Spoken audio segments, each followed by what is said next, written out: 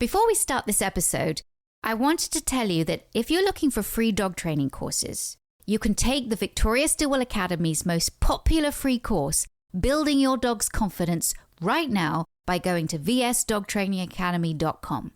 That's vsdogtrainingacademy.com. Okay, now on with the podcast.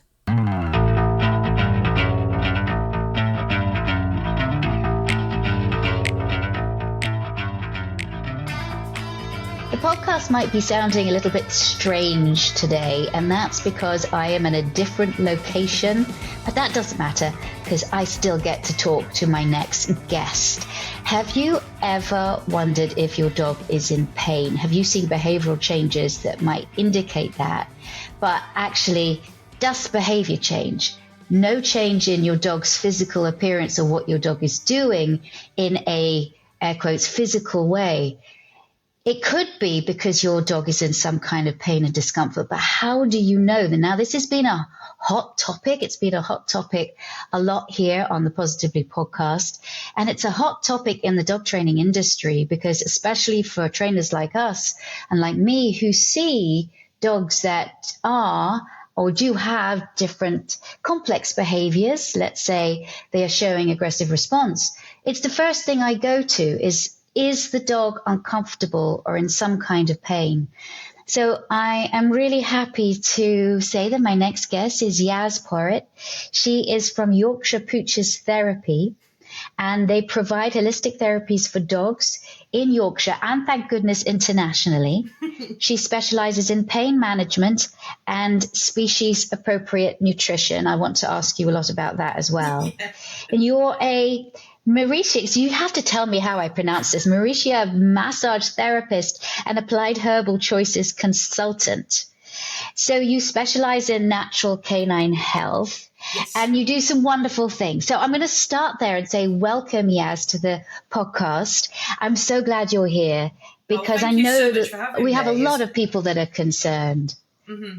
And I think they're right to be concerned. I think I was put on this earth to talk about pain because I'm like a dog with a bone. And it was when I first qualified in massage, I was, new and shiny, like, ooh, I'm going to make such a difference in the world. And it was the first thing that really struck me was, oh my goodness, there are so many lame dogs everywhere. You can't drive down, through town or anything without seeing a dog that's lame. So then it got me thinking, I was like, do people want to know if their dogs are in pain? And as I've been doing this for years now, and I think that question's a little bit complicated. I think you'd want to know that your dog was in pain, and a lot of people do.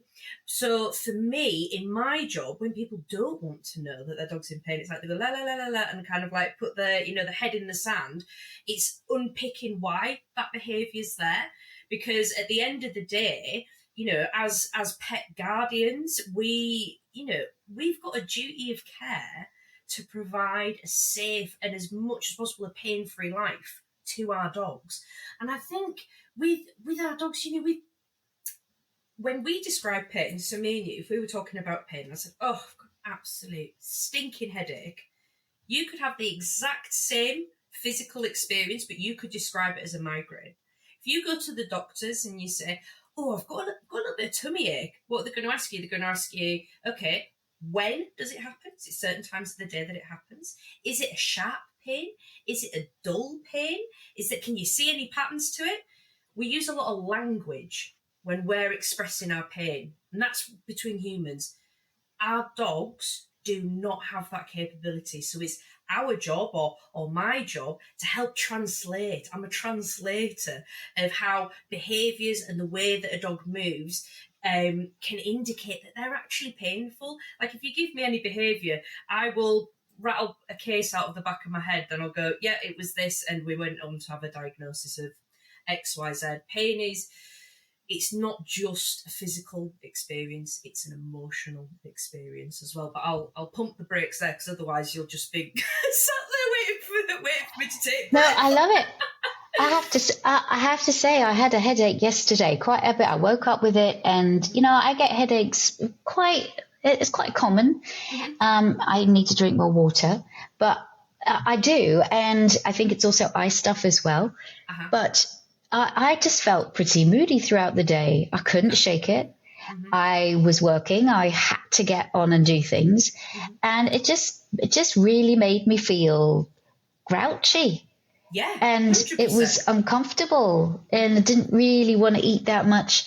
And then finally, when the pain went away, when I continued to take more pain meds, it was a huge relief of like, oh my gosh, I feel normal now. Thank goodness. But it really does. And if you think about it, and we can say, hey, I felt bad or I feel bad and my head is thumping. Or I sometimes when it gets really bad, I say, I've got a boomer. Like it's really booming now. And I just have to lie down. I have to put stuff over my eyes. I take pain meds and I'm just quiet for about 30 minutes to an hour if I can, if I'm not working and running around everywhere. And then I start to feel better. But I can voice that and I can take care of my own self so that I can feel better. But our dogs can't. And I agree with you, Yaz. I have a tough time when I see people walking or in my case, because I live next to a running track, running with their dogs. And the dogs just look so uncomfortable. And I'm like, oh, please. Because our dogs can't tell us. No, they can't tell us. And I think as well, it's interesting about the headache thing. How do we know if our dog's got a headache or has a bit of light sensitivity that day? How do we know if our dog's has got pins and needles in the leg? We're the same on a cellular level. We're just put together differently, right? The way that pain receptors activate in our body is the exact same for our dogs as well. And I think that, people can sort of forget that because we haven't got that verbal kind of confirmation. So it was interesting when you said, I've had a booming headache. So when you said booming, I was thinking that's really big. It's heavy. I think of the word boom. And then you start to add like different things to it to try and understand that experience. And I think for me, when a dog is, for example, resource guarding. Obviously, I'm not a trainer, I'm not a behaviourist, I'm very passionate about pain and behaviour, but it's important that I stay in my lane. But if we have a dog that's resource guarding and I say, okay, let's look at it from this angle. So say, for example, your dog has lower back pain and they're leaning down towards that food bowl. The food bowl's on the floor. That resource increases in value because they've had to work through pain to get it. Then we add in kids running around the kitchen. Then we add in the TV or radio in the background. Then we add in the fact that they're on slippy flooring. There's so many different things. It's complicated. It's never just resource guarding. It's never just pain. They all kind of blend in with each other a little bit. And it's just understanding the pain element of it. And I find that the positive community or the force-free community, I don't want to get my labels mixed up, but kind of this side of the fence, they're the only people that send referrals through to me. So they're like, I'm working with the dog, Yaz, and I'm not happy that they're moving too well, I don't take referrals from the other side of the fence because I'm not the therapist for them. But that's another conversation. But doesn't it speak though? Doesn't it speak that the only people that are really banging on my dog going, I need help with this case, those on this side of the fence? I do see that. I do see the difference between positive and balance. It's like American politics right now. Yes. I think I know what side the balanced trainers would be, but I don't want to go down that road because that's a very, very sticky road, a very, very bad road. But I agree, and it's really sad, actually, that it's only the positive trainers that are considering, or it seems in your experience, that it is only the positive trainers that are considering the fact that their dogs or the dog they're working with is in some kind of discomfort. And of course, because we know that pain or discomfort anywhere in the body has a real, as we discussed, just emotional fallout as well. Absolutely. And that is going to show in a dog's behavior. And then, of course, the tragedy of it is if the dog acts out or is naughty or is bad, then the dog is blamed. And then bad things happen to the dog. And then, of course, sometimes dogs can be. Now, when you're talking about resource guarding, dogs can be resource guarders. And filming the Dog Academy, I had a dog that was a really bad resource guarder, but also didn't like people coming down to touch him. But it's a cute Bichon, right? So everybody wants to say hello. And he lives with this wonderful couple, and they have lots of guests around. They're retired. And I said, I just want to see how this dog walks. Now, I don't have your eye, Yaz, but I have an eye because I've learned to look and then refer to people like you. I have the eye to go. As this dog was walking away from me, I saw that this dog was doing the hop. And I think you know what I'm talking about. Yeah. And I was like, oh, is there some problem with the hip or the knee or something? And I said, have you ever noticed this? And your dog, when you're walking, does a little hop on its left hind leg. And she said, yeah, I do. We call it his bunny hops. And I said, well, I think there could be something going on there. I'd like you to go and see the specialist. And of course they did. After the show, they did. And guess what? Lo and behold, this dog has some knee issues. Luxating patella, likely. It's totally. And so, yeah, of course. And so, I mean, I have a Chihuahua. So luxating patellas all around for Chihuahuas, especially when they get older. So, oh my gosh, anyway, I don't say that 100% just dealing with that and putting this dog on some kind of pain management stopped this resource guarding behavior, because it's so much more, but it definitely helped. And with behavior therapies that we put in place, people, they know guests don't touch him because he doesn't want it, but also they also respected what touch meant to him, how much they were walking him, and they understood that their dog was in discomfort. It was like a light bulb went off, and then they felt terrible because they hadn't seen that before. It's really common so when people say first bring their dog to me, they have to get vet consent to bring their dog in person to my clinic. And there's a lot of guilt, and people are really vulnerable actually when they come to clinic, and they say, I think something's wrong, but I'm not quite sure how to piece it together. And the main thing is getting the pet parent talking. So when a dog first comes to see me, first appointment, initial assessment, it's totally awesome. My clinic next door, there's a graveyard, which is just perfect for reactive dogs, because all dogs are going to be on a lead in there if they are in there, and there's so many paths you can divert. So I was like, oh, this is the place for me. I'm gonna work it next door to a graveyard, but it's so quiet as well. I was like, this is perfect for all my reactive dogs, because I'd say out of all the dogs that I see in clinic, 98% of them have some kind of behavioural, I say issue. It's it's an expression of feeling, it's communication, and I think, it can get labelled as reactive aggression. I'm like, it's all communication, but that's me, because I'm on, working the physical element as such. But when the dog first comes, I always prep people and say, just so you know, when your dog first comes, I'm not going to touch him, not going to talk to him. I need them to just know that I am not going to go and kind of like jump on him almost and go, oh, let me have a look, that's painful, let me feel that. We've got to understand there's a massive emotional component to pain. I mean, pain is completely necessary for survival. It means that if you break your toe, you have an acute pain response that goes to your brain that says, stop that behaviour now, because you're going to cause further injury if you carry on. So we need it. It's a necessary evil. It's the chronic pain. So if we were to carry on walking on that foot with the broken toe, yes, the bone would heal eventually, and it would be uncomfortable whilst it was healing.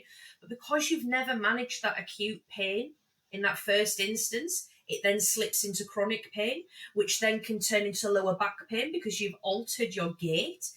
So gait is movement. You alter your gait to shift weight into the other side of your hip, and then you get, then it goes into soft tissue pain. it never stays in that one area. It travels across the body, and the same thing is happening with our dogs. So when they get out of the car, I have to take into account that, well, firstly, they're here for pain. Secondly, they've just been in a car ride. Like, just that alone, just getting them to clinic can be incredibly stressful. You know, we can't shy away from that. So what we do is we go for a walk, and then sometimes, you know, the pet parents are a little bit like on edge. They don't know what to expect. They go, come on, we're going to go for a walk. And just everyone just breathe. Just breathe. It's okay. Let them have a look, you know. And when I'm doing the gait analysis, when the dog first gets out of the car, adrenaline is spiked potentially. So that can actually act as a dampener for pain. So they may not present the same. So I'm like, right, okay, the first kind of 10 minutes of them, like, you know, manically sniffing, I'm not massively looking. It's when they start to slow down a bit and they soften. I go, okay, I can see that. Mum and Dad are talking to me, and I'll start filming the dog, and I go, right, let's go into clinic and we'll carry on talking. The biggest thing for me, I mean, at this point, I still haven't touched the dog. At this point, I'm still translating, okay, so can you see this movement here, and this is what this can mean, and because I can't diagnose anything. I have to write a report. It then goes to the vet, because the vet is the only person that can diagnose. And then I've got a big clinic room. It's all on a one-to-one basis. There's no other dogs in the building, anything like that. And I just sit on the mat and see if the dog wants to come over, which 9 times out of 10 they do, to come say hello. So when they come in, as long as they haven't got a significant bite history, everything comes off. Harness, collar, lead. I'm like, just let them sniff the room. Just let them just settle in, you know?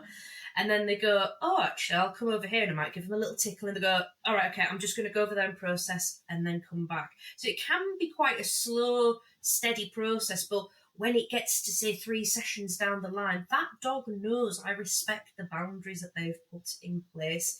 Pain is emotional as well as physical. So when I'm working on something that's uncomfortable, that dog needs to have absolute confidence that I've provided a safe space, that if they go, stop, I respect that and I stop. So that's why I get the dogs that have got big feelings, because I take that time. And it's not just, you know, I'm not having dogs biting me or anything like that, you know, touch wood, but it's, you know, it could be a look. It could be a pause. It could, and it's about watching their body language. But I find when they haven't got any, you know, like harnesses, leads, or anything like that on, and everyone, you know, pet parents have got a cup of tea and they're nice and chill, the dog chills with us, so they're open and receptive to the hands-on work. If it's not clear to pet parents that their dog is in pain, what are some markers? Like, what can you look for that might be more subtle signs of pain, not just because the gait is different or the dog is licking, or what are the signs that your dog could be in some kind of discomfort? So when I'm assessing for pain markers in a dog, I look at my 4 pillars of pain. So that's changes in behaviour, gait, posture, and capabilities.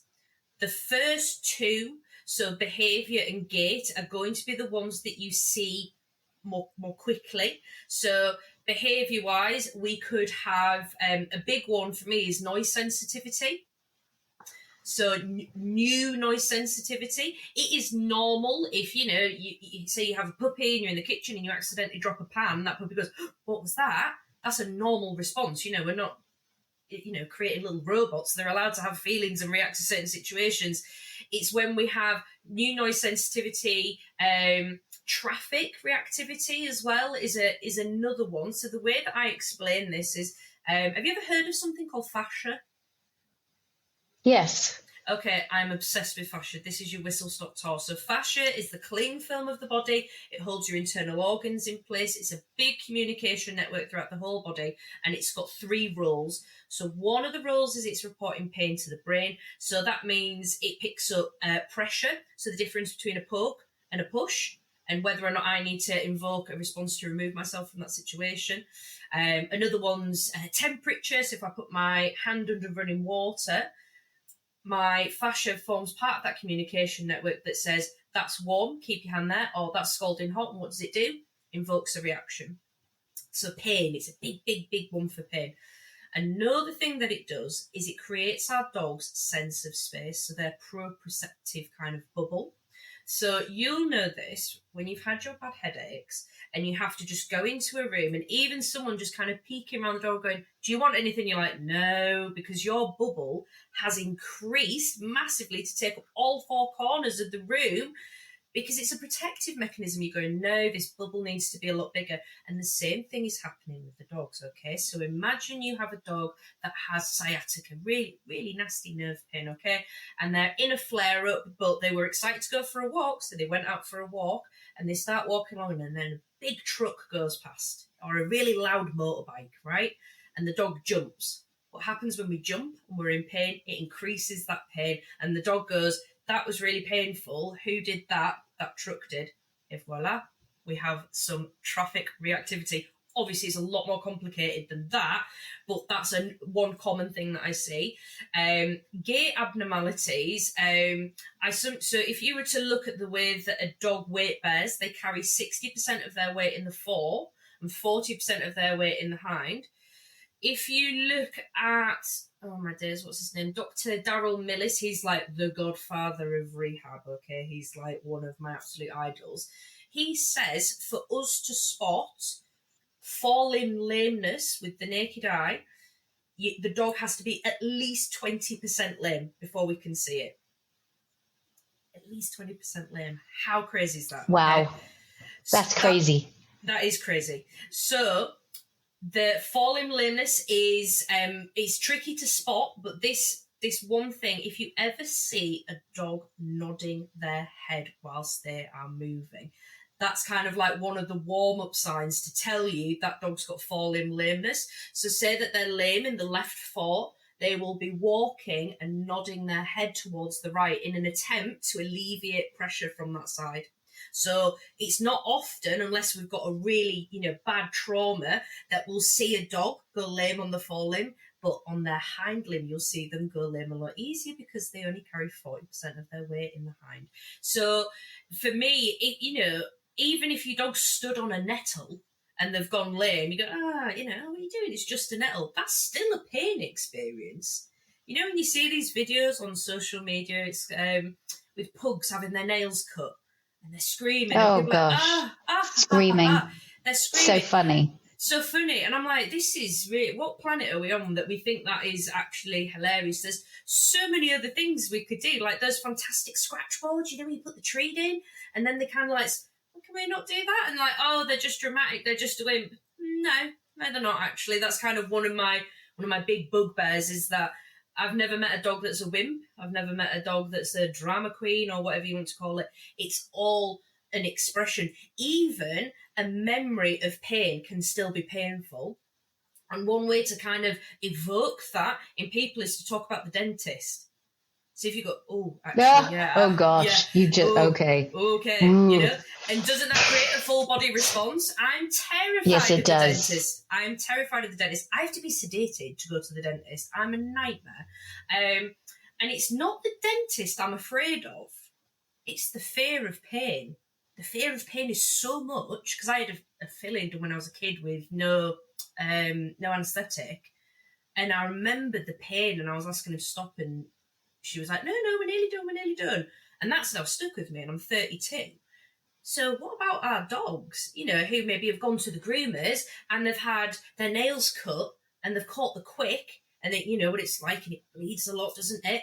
And then for the rest of their life, they're drama queens or they're wimps when they have their nails done. No, it's the memory of pain that is still creating a painful experience. It's Gosh, when you said that, there was a visceral reaction in me regarding the dentist. My dentist when I was a child, his name was Dr. Kettle. And it was abject fear when my mother took us to the dentist, my sister and we were up in the room where they had all of the kids' toys. And it would just be, I would just want to run.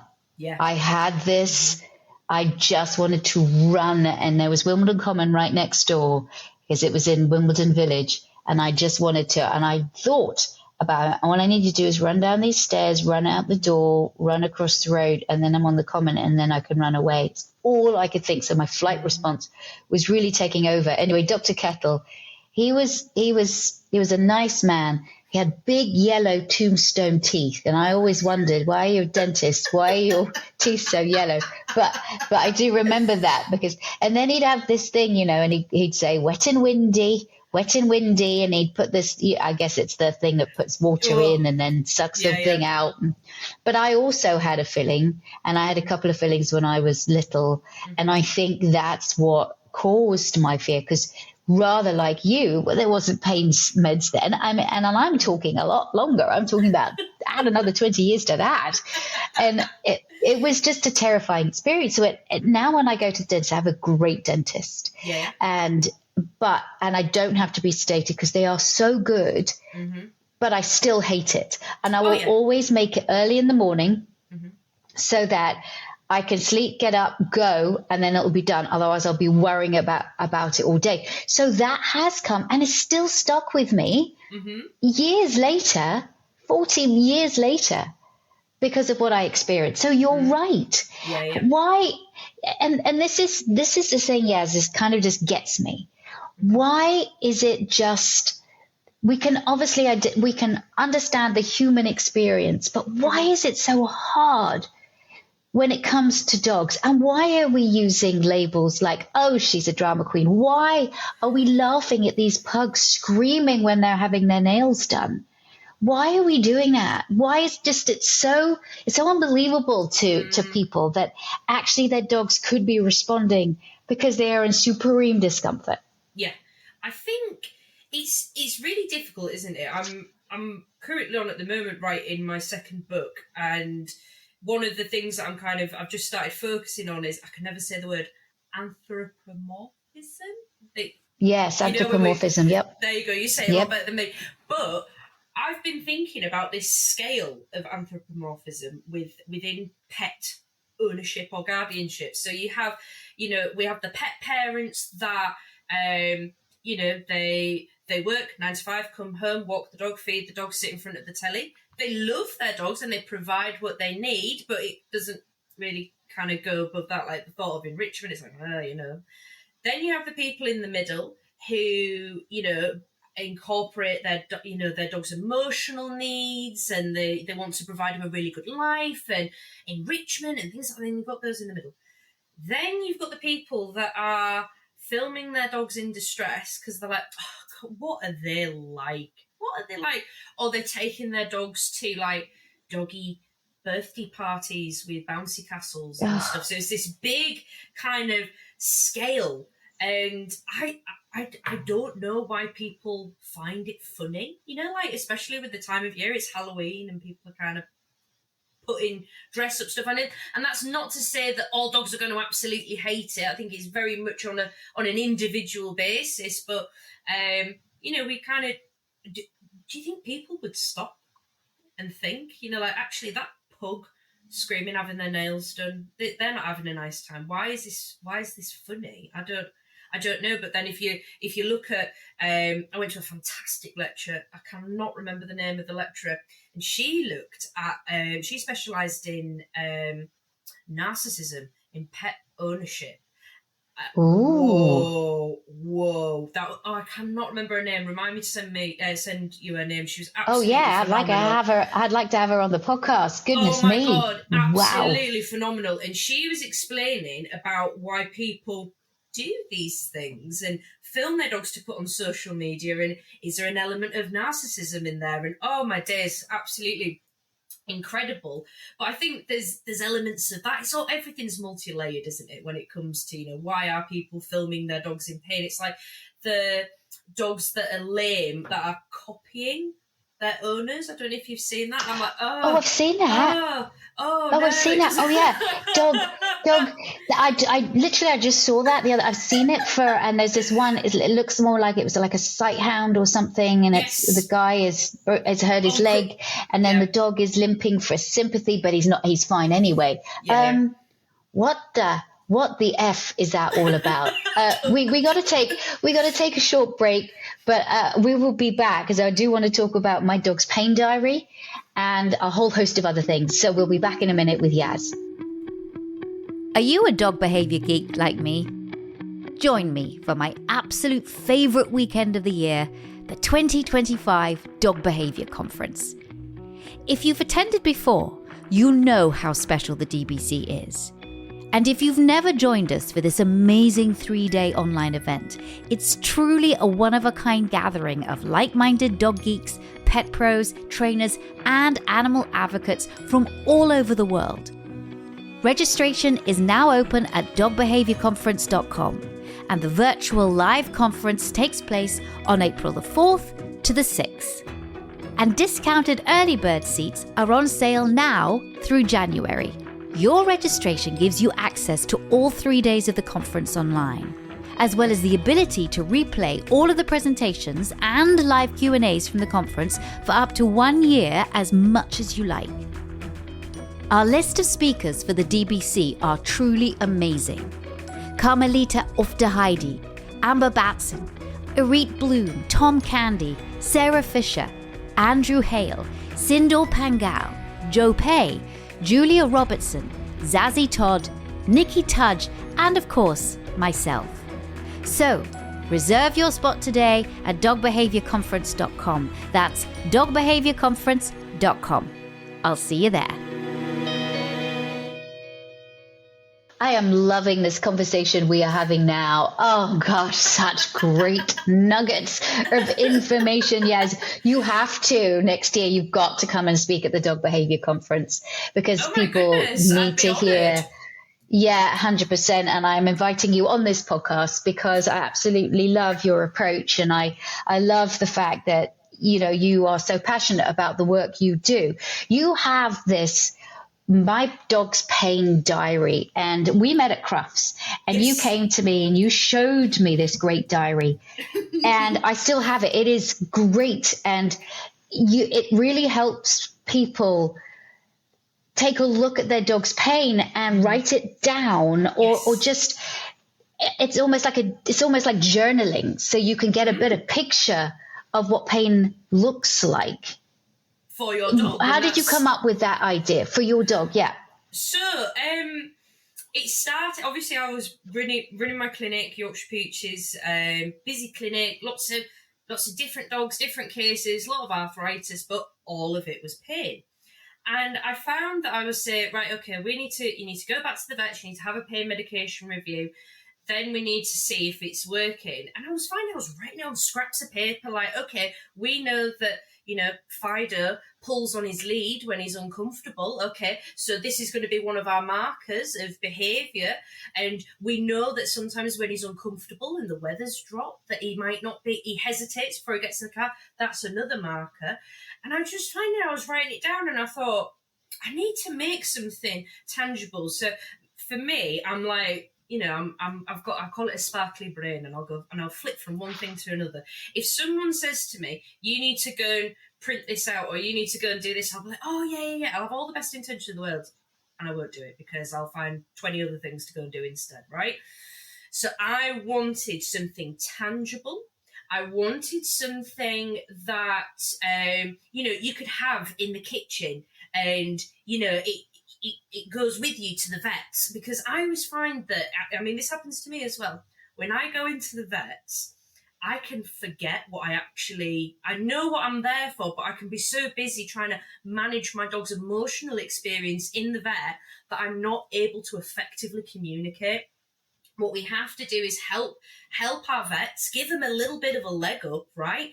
Because they've got 10 minutes. They have 10 minutes to deal with the complaint that you took the dog for, check their heart, check their lungs, eyes, ears, weight, that in 10 minutes.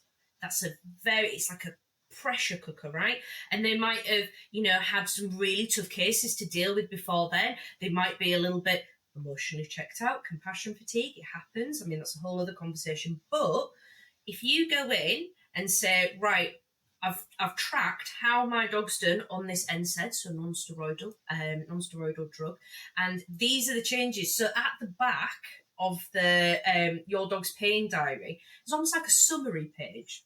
So you can just show your vet that one page and they can just scan and go, oh, okay, it's making a difference. Right, we'll carry on with that then. And then it's up to me. I call myself a little bit of a project manager for pain with dogs, and I go, right, okay, let's have a look. Who have we got on our team? And that's another thing that I talk about in Your Dog's Pain Diary, is building a team around your dog. I can't do it all by myself. The vet can't do it all by themselves. It's about building this multimodal management approach and a team of people, team dog, I think that sometimes, when you have a painful dog, I imagine this is, very similar with dog, people who've got reactive dogs. It's incredibly isolating to have a painful dog. So it's to give ownership back to the pet parent that actually, you can do this, you've got this. It's like having me going in the vets next to you. It's like, this is why I wrote the book, because I can't ring every vet. I can't, there's only so many dogs that I can work with directly, whereas this book is so I can be whittering on in vet clinics up and down the country. And I think for me, it's all about pet parent education. They're the ones that drive the ship. They're the ones that book the appointments, take the dog to the appointments, order the medication, pay for the medication, pay for the insurance. They do it all. And it's a tool to help you manage something that can be really chaotic. It's chaotic managing dog's pain. And my job is to just take a little bit of the chaos out and go, right, okay, let's, be nice and objective and do.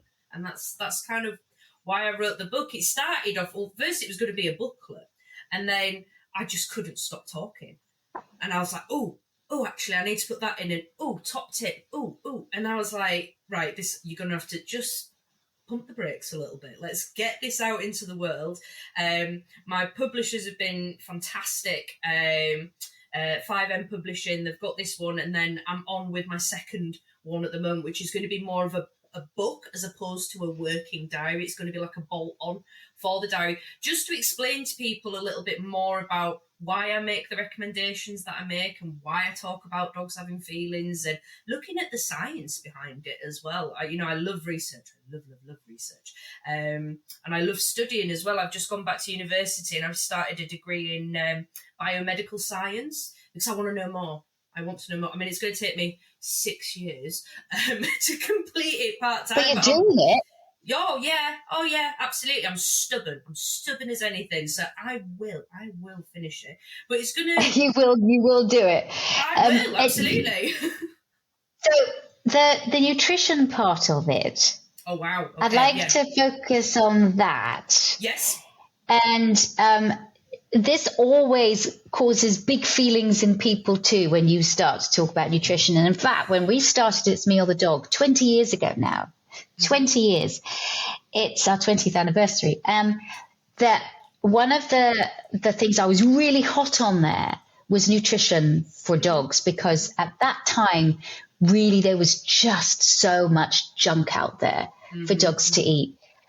Now it seems that there are so many things that our dogs can eat, so many good diets that our dogs can go on, and so much choice out there. But now, because there's so much choice out there, it is like it's a minefield. What do you choose? Do you feed your dog dry food? Do you feed wet food? Do you do a combination? Do you not feed any of that commercial dog food at all? Do you go for like one of these brands? Like here we have the Farmer's Dog, which is just like somebody has just got a big fat and cooked for dogs, a big vat, I should say, and has cooked your vegetables and your meats and your potatoes and everything for your dog. Or do you go raw? Now, I have fed when I had my Labrador, Sadie, passed away about 7 years ago now. Just insane to think that. But when I had Sadie, I did for about a year feed her raw. And I'm afraid I stopped that because I didn't see much of a change in her. Was her coat better? Yeah, maybe a little bit. Does she love it? She loved it. But it was me. I could not prep it. I could not prep it, and it smelled so disgusting. So that was me. I had to change. So this is a minefield. I don't know a lot about nutrition, I have to say. So over to you. Wowzers. Okay, so when I first started looking into raw feeding, or if you talk to anyone in the natural community, we will all have that one dog we wish we did different with. And my dog was Snoopy. He was a beagle, and he was plagued with health issues. He was diabetic. He had terrible skin, really just constant yeast infections. Obviously there was comorbidities from the diabetes, like his nails, he'd just pull them off because he had a loss of sensitivity in his feet. There was a lot going on with him, and it was we sadly had to have him put to sleep, and I couldn't accept it. I was like, I've done everything that the vets told me to do. And this isn't vet bashing, we need our vets.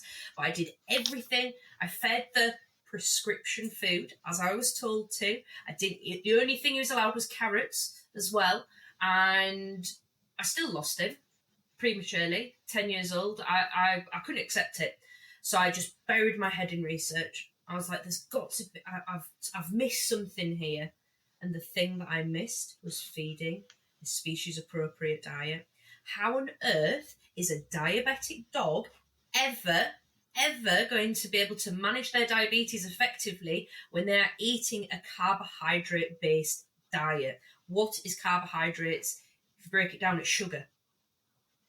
So it was just like, just completely blew my mind. I was like, this is terrifying. This is absolutely terrifying. So I was like, right, okay, so my beautiful dogs, Lily and Rodney, I was like, and I remember speaking to my husband about it, I was like, I've read about raw, and I think I need to do something about this, because the more I'm reading, the more I'm terrified of what I'm feeding these currently, which was a dry-based diet.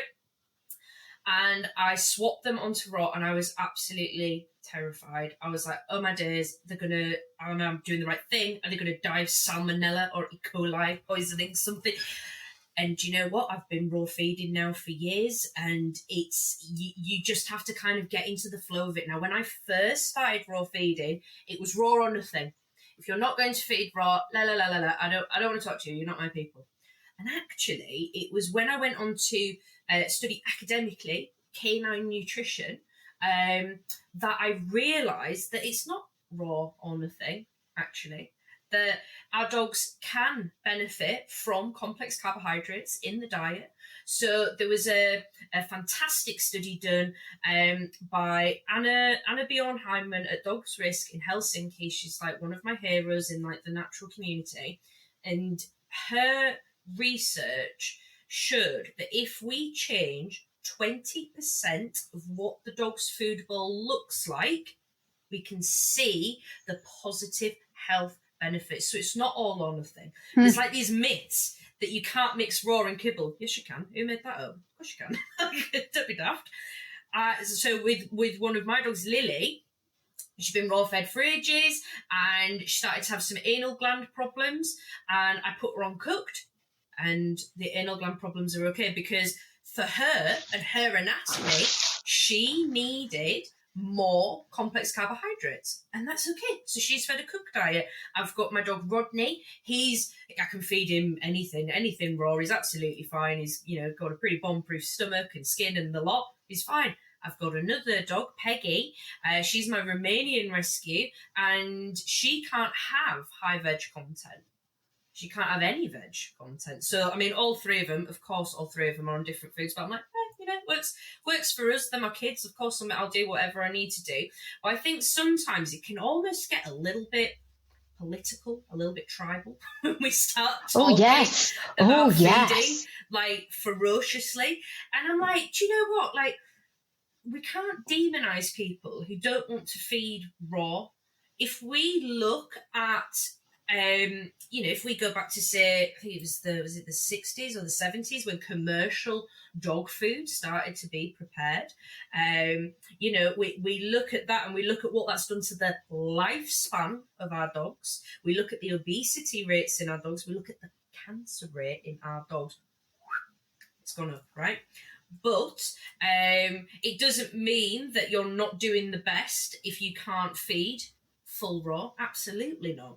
It's about what works for you. One of my customers, she won't mind me mentioning this, she was absolutely terrified of putting her dog on raw. And I was like, you're absolutely fine. You're going to be fine.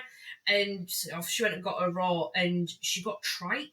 Now, I don't know if you've ever smelt raw tripe. Oh, I've Oh, smelt it's the worst. It's because ungodly. my mum's friend she used to cook tripe for her dogs.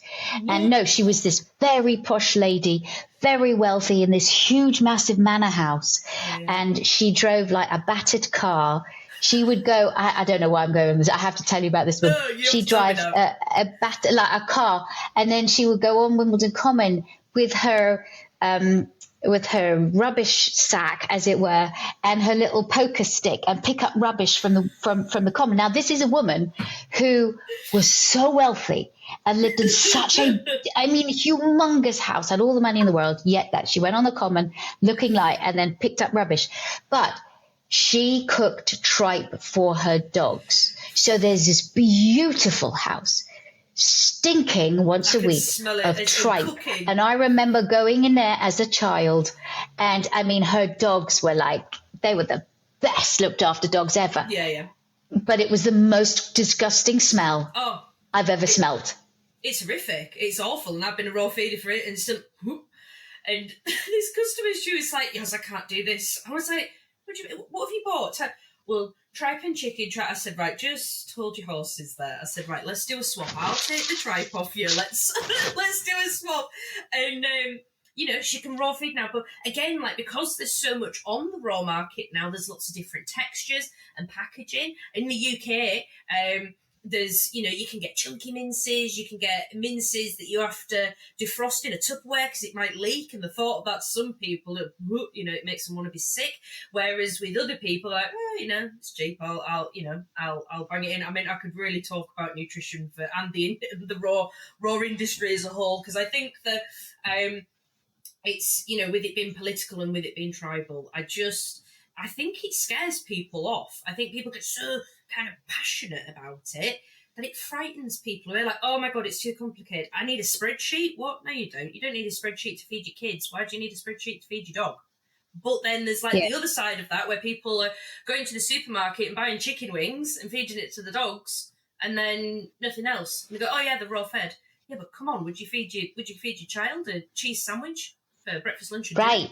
Well, and here's the thing, because I have a 14-year-old dog now. I had a 16. My last two dogs passed away at 16 years old, and one of them had kidney disease for the last year of her life, and so I had to feed her a low protein diet. Yeah.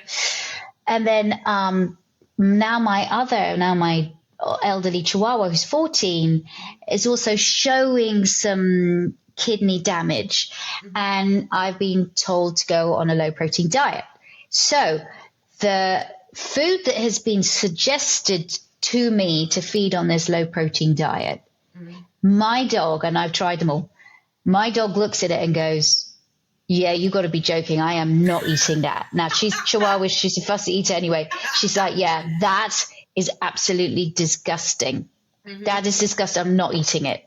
So now I'm like, I got to go low protein. So I've started cooking for her, right? I've started cooking for her and everything. And she's doing okay, but I have to add a bit of protein, right? She's got to have a bit of protein in it. So now I'm starting to freak out about my dog is going to die of kidney disease, because it's just I can't get the protein right. And how much is too much? When they say just go on a low protein diet, what do you mean? Well, just low protein. So it's got to be different for different dogs, doesn't it? Of course it does. Yes, absolutely. I think that, so the way that I look at kidney disease is maybe more of a naturopathic kind of view of it. So, or naturopathic kind of homeopathic sort of view at it. And if we have kidney disease, we treat like with like. So any dog that comes into clinic that has kidney disease, or they might have early stage liver disease, because when dogs get to a certain age, the same with us, systems start to slow down a little bit, right? Yeah, they do. Yeah. Why are we not adding kidney into the diet? you have kidney disease, you have an organ that's in distress, we can get kidney meat, you can cook it off to denature it, you don't have to feed it raw. And just, I mean, it depends how squeamish you are. Some of my customers are like, yeah, blood and guts, and, you know, I'm like, right, blend it up, pop it into ice cube molds, and every day, little ice cube of a kidney and liver blend. I recommend that for dogs that are on non-steroidals as well. So if they're on these non-steroidal anti-inflammatory drugs, long-term use can be very damaging for the liver and kidneys, but we need pain relief. So I go, right, okay, we're on this. We need to support the body. So we support the body by feeding liver and kidney to the dog. I was like, just a little top up. Do you know what? That just makes perfect blimming sense. I'm not squeamish with that. I can definitely go and get liver and kidneys because she's also showing a little bit liver levels. Mm-hmm. I can definitely go and get liver and kidneys and cook them up. I'm organic. Not squeamish about that. If you can organic. If you can get organic, that's better. But yeah, with the Chihuahua, just little ice cube mold of it, defrost it on the side, or she might want it frozen. But I find that especially with Chihuahuas, because I've done training in food energetics, so traditional Chinese medicine food energetics, and when dogs, the rule of thumb with food energetics, it's yin and yang, hot and cold, night and day.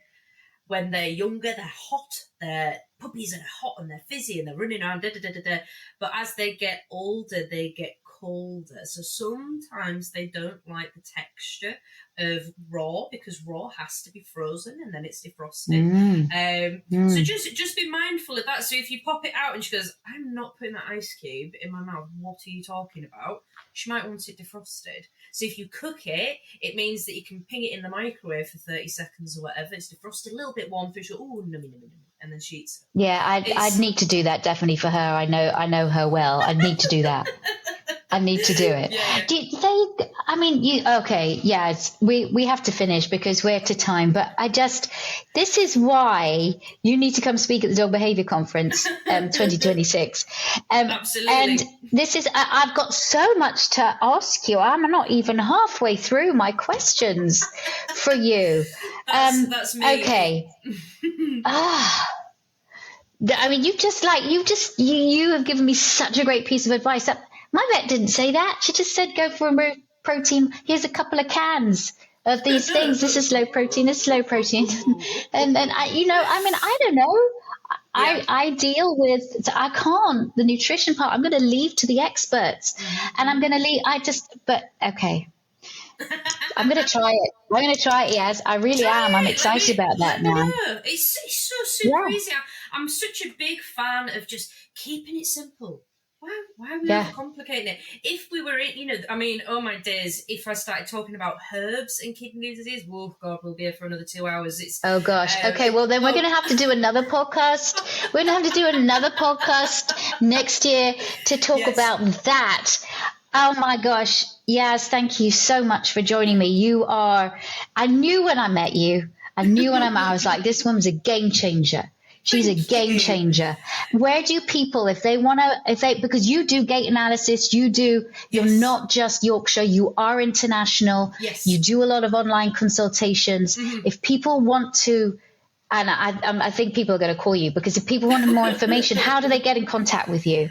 So on my website, so yorkshirepooches.co.uk, I have tons of resources on there about how to book in, about gait analysis, my social media as well, yorkshire.pooches. You can, again, I've got loads of resources on there. I've got a little bit over on YouTube as well. And then obviously I've got my book, which we're hoping it'll probably be next year now, hopefully, going to get a physical copy over a batch of physical copies over to the States as well. Yes, please do. And because I've got another force-free dog trainer that I work with out in United Arab Emirates as well. So we're kind of working on getting it out there. So it's an exciting time. But honestly, if I don't mention my assistant, Louise, she's going to absolutely kill me.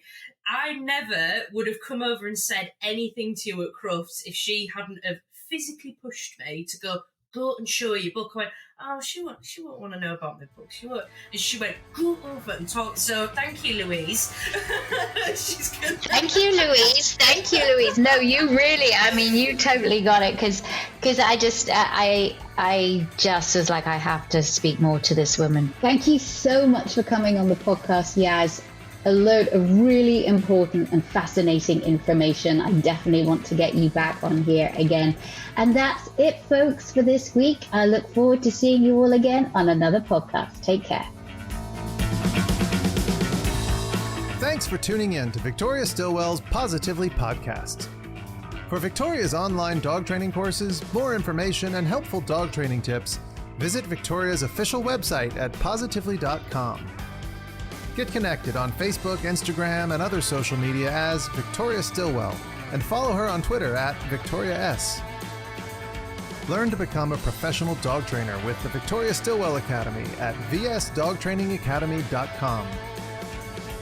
And be sure to tune in next time as Victoria helps you and your dog live your best life together, positively.